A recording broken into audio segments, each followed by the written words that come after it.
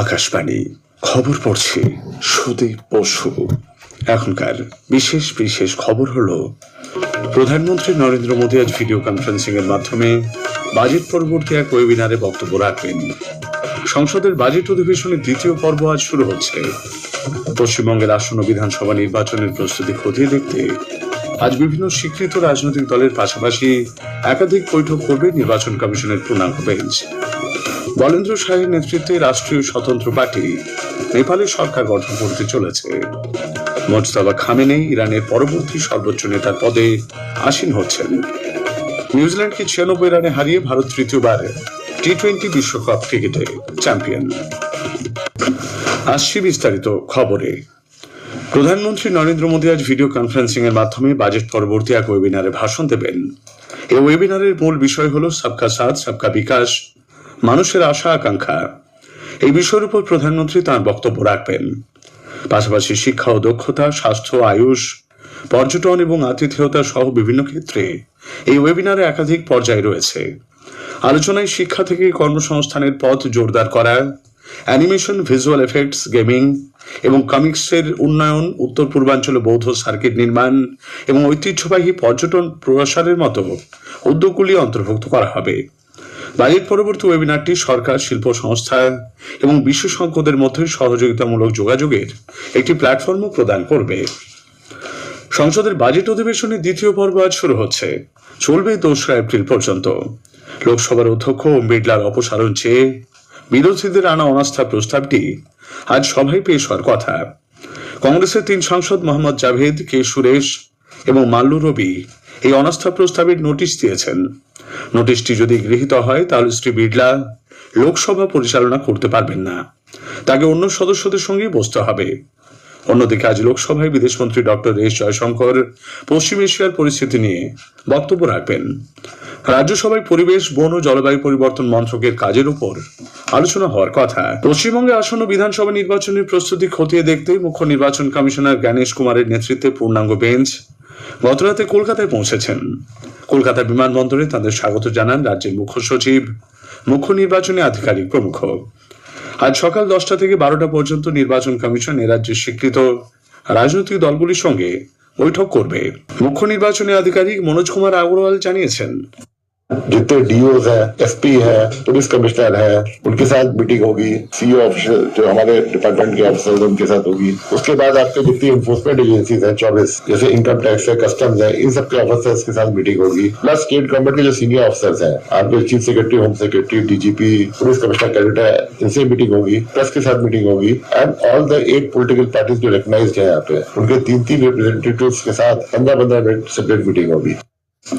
এদিকে আজ সকালে জ্ঞানেশ কুমার কাল কলকাতার কালীঘাটে মন্দিরে পুজো দিতে গেলে তৃণমূল কংগ্রেস কর্মীরা তাকে ঘিরে বিক্ষোভ দেখায় বলে জানা গেছে।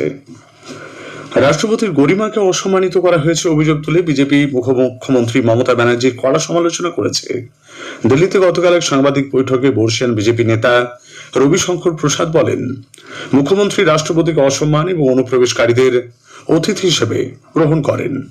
सब लोग बात करते हैं कि संविधान खतरे में है। ममता जी और उनके सरकार के आचरण से देश के संविधान के सर्वोच्च पद पर बैठी महामहिम राष्ट्रपति का अपमान हुआ है। भारत के राष्ट्रपति एक आदिवासी महिला है, संथाली है, भारत की राष्ट्रपति है। यही आपके मन में इज्जत है क्या? ये बहुत शर्मनाक है, भर्त्सना योग्य है। মণিপুর বিধানসভা দ্বাদশ অধিবেশনের 7ম পর্যায়ে আজ ফের শুরু হচ্ছে। 5ই ফেব্রুয়ারি অধিবেশন অনির্দিষ্টকালের জন্য মুলতবি করা হয়েছিল। এবারের অধিবেশনে রাজ্যপালের অভিভাষণের ওপর আলোচনা হবে। এছাড়া 2026-27 অর্থবর্ষের অতিরিক্ত অনুদানের দাবি দেওয়াও সভায় উত্থাপন করা হবে। ক্রীড়া ও যুব কল্যাণ মন্ত্রক আজ দিল্লিতে বিকশিত ভারত যুব সংযোগ প্রোগ্রামের দ্বিতীয় পর্বের সূচনা করবে। এই উদ্যোগ মেরা যুব ভারত, মাই ভারতের মাধ্যমে বিকশিত ভারত অ্যাক্ট 2047 গঠনে যুব সমাজের অংশগ্রহণকে সুনিশ্চিত করবে। জাতীয় রাজধানীর 35টি কলেজ থেকে 10,000 ছাত্রছাত্রী এই কর্মসূচিতে অংশ নিচ্ছেন। খবর শুনছেন আকাশবাণী থেকে। ইরানে প্রয়াত সর্বোচ্চ নেতা আয়াতুল্লাহ আলী খামেনির পুত্র মোজতাবা খামেনিকে তার উত্তরসূরি হিসেবে বেছে নেওয়া হয়েছে।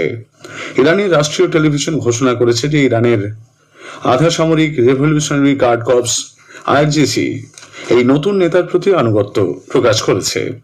এতে বলা হয়েছে আইআরজিসি সর্বোচ্চ নেতা মোজতাবা খামেনির নির্দেশ অনুসরণ করতে প্রস্তুত। হোয়াইট হাউস মোজতাবা খামেনির নিয়োগের বিষয়ে এখনো কিছু জানায়নি। ইরানের সঙ্গে যুদ্ধের জেরে 7 জন মার্কিন সেনা নিহত হয়েছেন বলে মার্কিন প্রতিরক্ষা বিভাগ জানিয়েছে। গতরাতে ইরানের হামলায় আরও এক মার্কিন সেনাকর্মীর মৃত্যু হয়েছে বলে জানায় মার্কিন সেন্ট্রাল কমান্ড। এদিকে ইসরায়েলের প্রতিরক্ষা বাহিনী জানিয়েছে যে ইরানের রেভলিউশনারি গার্ড কর্পস বিমান বাহিনীর সদর দপ্তরে হামলা চালিয়েছে। ইরানের বিমান বাহিনীর মূল কেন্দ্র এটি। অন্যদিকে সৌদি আরবের প্রতিরক্ষা মন্ত্রক জানায় এমটি কোয়ার্টার মরুভূমি এলাকায় দেশের বৃহৎ সাইবা তেল ক্ষেত্রকে নিশানা করা একটি ড্রোনকেও নষ্ট করে দেওয়া হয়েছে। অন্যদিকে মধ্যপ্রাচ্যে যুদ্ধ পরিস্থিতিতে মার্কিন যুক্তরাষ্ট্রের সেন্ট্রাল কমান্ড ইরানবাসীদের জন্য নিরাপত্তার সতর্কবার্তা জারি করেছে। তাদের ঘরের ভেতর থাকতে বলা হয়েছে। পশ্চিম এশিয়ার যুদ্ধ পরিস্থিতির কারণে বেশ কয়েকটি ক্ষেত্রে বিমান চলাচল বিঘ্নিত। যাত্রীদের বিমানের সর্বশেষ আপডেটের উপর নজর রাখার পরামর্শ দেওয়া হয়েছে। অসামরিক বিমান চলাচল মন্ত্রক পশ্চিম এশিয়ার উদ্ভূত পরিস্থিতির উপর নজর রেখে চলেছে। যাত্রী সুরক্ষা এবং সুশৃঙ্খলভাবে বিমান চলাচল নিশ্চিত করতে বিমান সংস্থাগুলি সমস্ত ধরনের ব্যবস্থা গ্রহণ করছে। 50টি ফ্লাইটের পরিকল্পনা রয়েছে বলে জানিয়েছে বিমান চলাচল মন্ত্রক। বিমান সংস্থা এবং সংশ্লিষ্ট পক্ষের সঙ্গে নিয়মিত যোগাযোগ রাখা হয়েছে এবং টিকিটের দাম যুক্তিসঙ্গত রাখার জন্য বিমানের ভাড়াও নিবিড়ভাবে পর্যবেক্ষণ করা হচ্ছে।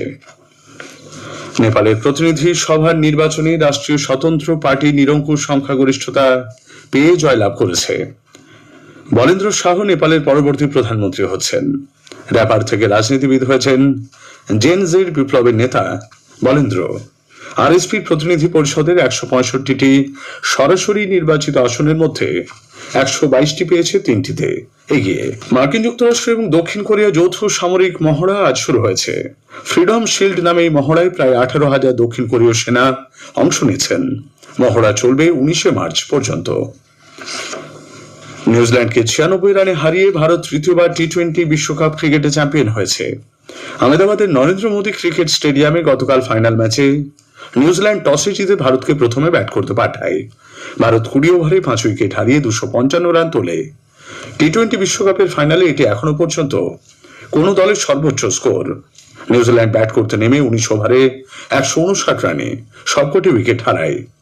এই প্রথম কোন আয়োজক দেশ টি-20 বিশ্বকাপ ক্রিকেটে চ্যাম্পিয়ন হলো। একটি প্রতিবেদন।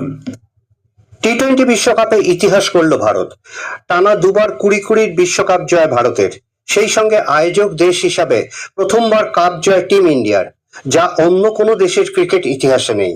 গোটা টুর্নামেন্টে চড়াই উতরাই পেরোতে হলেও ফাইনালে এক পেশে জয় এসেছে। সারা টুর্নামেন্টে ফর্ম খুঁজে বেড়ানো অভিষেক শর্মার ফাইনালে দ্রুততম অর্ধশতরান এবং এক সময়ের দলের ব্রাত্য সঞ্জু স্যামসনের শেষ 3টে ম্যাচে 50-এর উপর রান ভারতের ট্রফি জয়ের নেপথ্যে বড় ভূমিকা নিয়েছে। জসপ্রীত বুমরা, অক্ষর প্যাটেলের ক্ষুরোদার বোলিং টি-20 বিশ্বকাপ ফাইনালে ভারতের সবচেয়ে বড় ব্যবধানে জয়ের সাক্ষী হয়ে থাকলো আহমেদাবাদের নরেন্দ্র মোদী স্টেডিয়াম। এবারের টি-20 বিশ্বকাপে 100-র বেশি ওভার বাউন্ডারি মারার এক অনন্য রেকর্ড করেছে ভারতীয় ক্রিকেটাররা। এমন সাফল্যের পরে অনেকেই মনে করছেন গৌতম গম্ভীরের সংক্ষিপ্ত ফরম্যাটে কোচের পদে থাকাটা অনেকটাই নিশ্চিত। গতকাল গভীর রাত পর্যন্ত কলকাতা ও শহরতলির পাড়ায় পাড়ায় জাতীয় পতাকা হাতে বিজয় মিছিলে সামিল হয়েছিলেন সব বয়সী মানুষ। অসময়ে হোলি ও দেয়ালি উদযাপনে মেতে উঠেছিল সারা দেশ। অরিজিৎ দত্ত, আকাশবাণী সংবাদ, কলকাতা। এফআইএইচ হকি বিশ্বকাপে যোগ্যতা নির্ণয় দ্বিতীয় ম্যাচে আজ স্কটল্যান্ডের মুখোমুখি হবে ভারত। হায়দ্রাবাদে খেলা শুরু হবে সন্ধে 7:30টায়। শেষ করার আগে খবরের বিশেষ কিছু অংশ আরো একবার। প্রধানমন্ত্রী নরেন্দ্র মোদী আজ ভিডিও কনফারেন্সের মাধ্যমে বাজেট পরবর্তী ওয়েবিনারে বক্তব্য রাখবেন। সংসদের বাজেট অধিবেশনের দ্বিতীয় পর্ব আজ শুরু হচ্ছে। বলেন্দ্র শাহের নেতৃত্বে রাষ্ট্রীয় স্বতন্ত্র পার্টি নেপালে সরকার গঠন করতে চলেছে। খবর এখনকার মতো শেষ হলো।